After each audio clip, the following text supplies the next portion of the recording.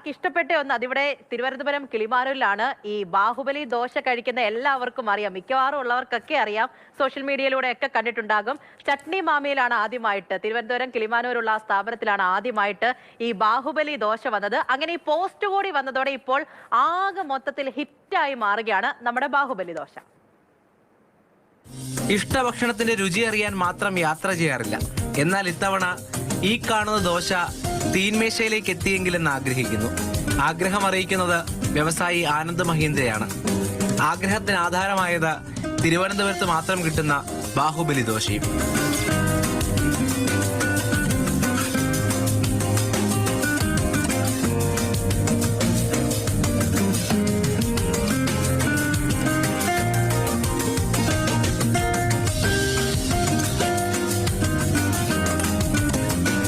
സാമൂഹ്യ മാധ്യമ പോസ്റ്റിലൂടെയാണ് ആനന്ദ് മഹീന്ദ്ര ആഗ്രഹം അറിയിച്ചത്.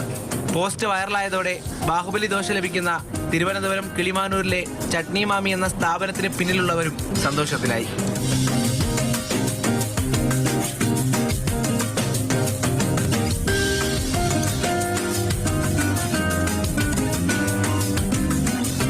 ടീം ചട്നി മാമി ഒരു പ്ലാനിങ്ങിലാണ്.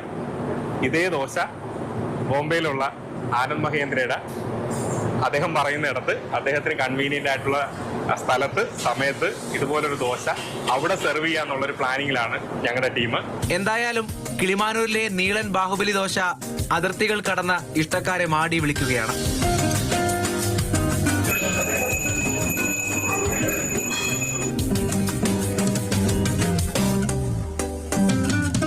മാതൃഭൂമി ന്യൂസ്, തിരുവനന്തപുരം.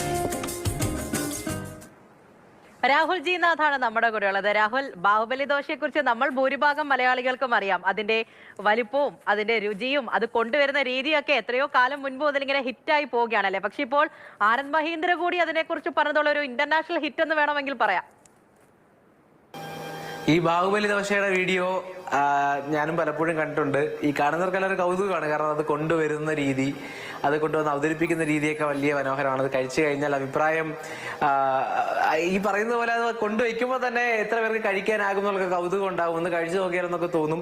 അത് തന്നെയാണ് ഇവിടെയും സംഭവിച്ചെന്ന് മനസ്സിലാക്കുന്നു. പിന്നെ ആനന്ദ് മഹീന്ദ്ര പറയുന്നത് ആഹാരത്തിന് വേണ്ടി ഒരു യാത്രയും പ്ലാൻ ചെയ്യാറില്ല, ആഹാരം കഴിക്കാൻ വേണ്ടി മാത്രം. പക്ഷേ എൻ്റെ ചെറുമകൻ ഇവിടേക്ക് വരികയാണ്. ചെറുമകൻ വലിയ ദോശ ആരാധകനാണ്, ദോശ വലിയ പ്രിയമാണ്.